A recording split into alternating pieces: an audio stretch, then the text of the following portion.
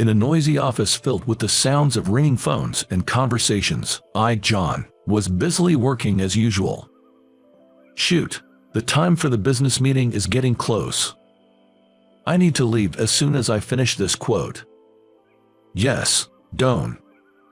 I hurriedly clicked the print button on my computer screen and went to collect the printed document from the printer. Then, I quickly took it to my boss, Michelle. Michelle, could you sign the estimate on the quote, please? My female boss, seated at her desk, is named Michelle. She's top in sales performance in the company and was promoted to manager at the young age of 32. Michelle, a graduate from an elite university, is competent and expected to be a candidate for the board of directors. Not only is she intelligent, but she's also beautiful with good looks and has a great figure, though she rarely smiles and is very strict with her subordinates. Especially with me, I feel the cold shoulder more than with other colleagues. Michelle silently took the quote from me, glanced at it, and frowned. The next moment, she yelled loud enough to echo across the floor. Come on, there's an extra zero, redo it. Oh, you're right, sorry. Really, at your age, making such a simple mistake, you're hopeless. That's why you're still a contract worker in your 40s. She said that with a look of disbelief and sighed. As a contract worker, you don't get bonuses, right? At this rate, you might never get married. I was even criticized about things unrelated to work. She's always like this. Ever since she found out I'm a middle school graduate, she's been looking down on me. I hated it, but I couldn't talk back to my boss, even though she's younger. So, I had no choice but to listen silently. The fact that I seem unlikely to get married is true. At 45, I've never had a girlfriend. With neither good looks nor money, I've led a life that's far from being popular. Michelle, beautiful and elite, could never understand this indescribable loneliness. While thinking about this, I bitterly corrected the quote and finally got Michelle to sign it, then headed to the client.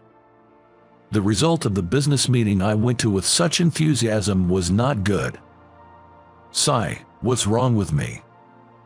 I'm always like this. My sales performance is the lowest in the company, and it's a wonder I haven't been fired. As a contract worker, I'm always nervous about losing my job. Not being a permanent employee at this age is probably due to my educational background. Maybe I should have pursued a career as a craftsman. I reflect on my life with regret.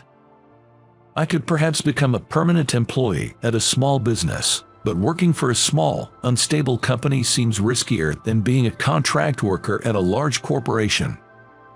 In this world, I'm grateful just to have a job. When I returned to the office from the business meeting, it was already past regular working hours and most of the employees had left. I went back to my desk and started working on the report for the day. After that, I prepared the quote and materials for tomorrow's meeting and shut down my computer. It was already past 10 p.m. Here I am, late again. As I gathered my things and left the office, the stars were shining in the sky. Today is Friday, the eve of the weekend. I thought about going somewhere to eat and drink alone, as it would just be lonely going home, so I headed to the downtown area. Walking down the street lined with bars and pubs, I passed groups of college students, groups of office workers, and many couples. I'm so envious. I wish I had a partner too. Even with a small salary and being belittled by my boss, just being with a partner would surely be healing. But unfortunately, I don't have such a person in my life. Not even friends to go out drinking with. Sigh. With a heavy sigh, I entered a nearby pub alone. Welcome, are you dining alone? Yes, alone. Please take a seat at the counter. I was led to the counter and ordered a small drink set for one, a draft beer and a few other snacks. Perhaps because it's Friday night, the pub was full of groups of office workers, all chatting and complaining about work. I drank my beer while watching them from the corner of my eye.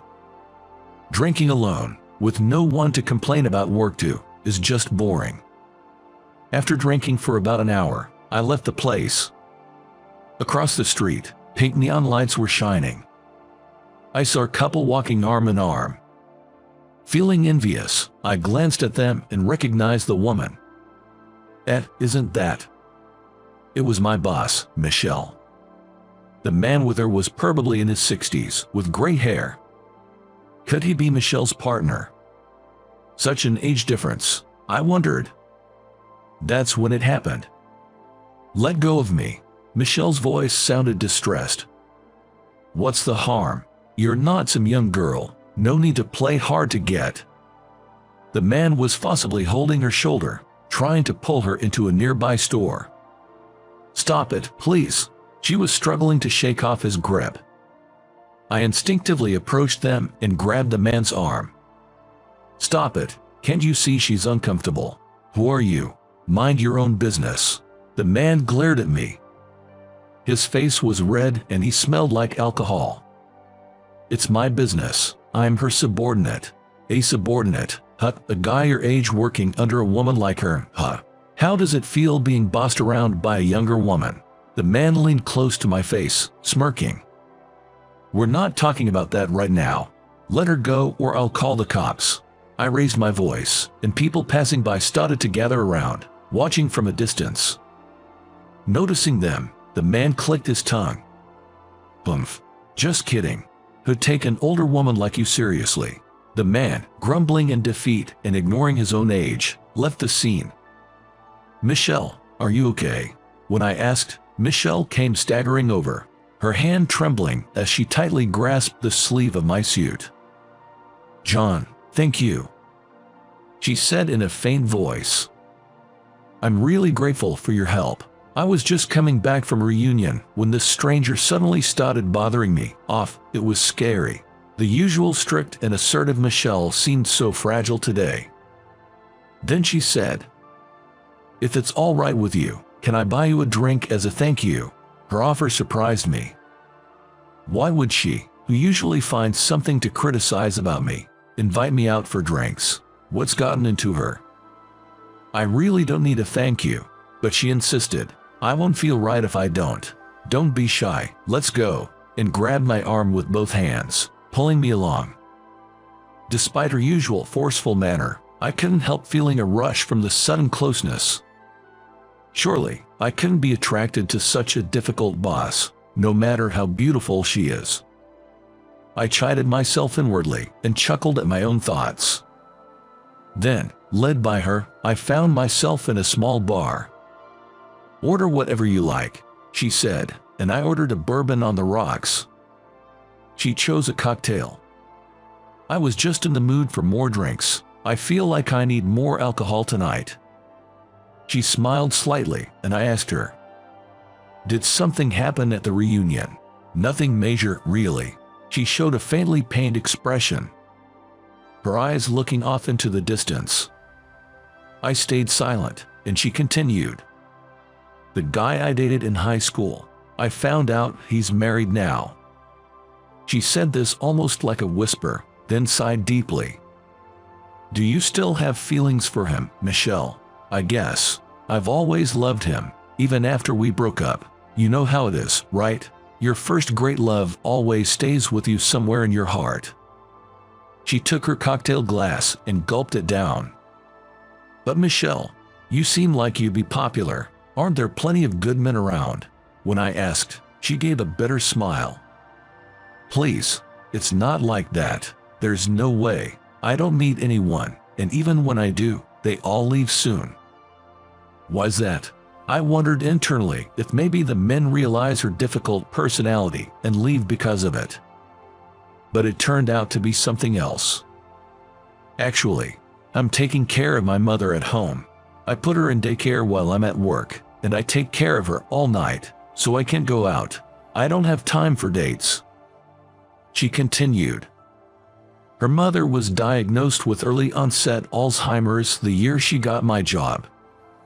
Her father and grandparents had already passed away when she was young, so she's been working and caring for her alone. Any romantic prospects end quickly because she can go on dates due to caregiving. I might never get married. It's so frustrating and lonely to see many married people at the reunion, but I want to take care of my mother myself, and my emotions are all mixed up. She stared at her glass as she spoke. I understood her feelings all too well. I get it, Michelle. My dad had an accident when I was in middle school and became partially paralyzed. I've been his caregiver ever since. As I said this, Michelle looked up at me, surprised. My mom wasn't around, so after my dad needed care, I had to start working right after middle school. My grandma would take care of him during the day, but I took over on weekends and at night. I couldn't go out, just worked and cared for him for decades, and by the time he passed, I was already over 40, so I never really experienced youth or love. After I finished, Michelle suddenly started crying. What's wrong, Michelle? John, I'm sorry for being so harsh on you until now. Michelle apologized, wiping her eyes with her palm. I've been irritable because of the caregiving stress, and I took it out on you. I hated myself for it but couldn't stop. But hearing your story, I realize I was really wrong. Seeing her tearful, somehow she seemed adorable, and all the resentment I had built up against her disappeared. I understood the strain of caregiving all too well and could empathize with her lack of mental peace. And I had to admit, I am a bit clueless and prone to annoying mistakes. It's okay, Michelle. I gently patted her back. You know, we're kind of in similar situations. If it's okay with you, would you like to drink together again? If you're worried about your mom, I can come to your place. Let's have a drink at home. When I smiled, she looked surprised and then smiled happily. I'd appreciate that. She firmly grasped my extended hand. Michelle, has your mom gone to bed already? Yes, we had dinner together earlier, and she's probably asleep now. Oh, I got some snacks today. Your favorite cheese and crackers. Saying this, Michelle brought out a dish of cheese and crackers. It looks delicious. I found a rare drink at the liquor store today, so I bought it. Oh, that drink. I just saw a feature about it on TV and was thinking about trying it. Ever since the night I helped my manager, I've been occasionally visiting her place with a bottle of alcohol. We've been enjoying drinks together, with me bringing wine or sake, and pairing them with snacks prepared by Michelle. We've become good drinking buddies. Since we started having these home drinking sessions, Michelle has become much more relaxed at work. Well, my mistakes are still the same. Watching her enjoy her drink at the living room table, I thought she looked really cute.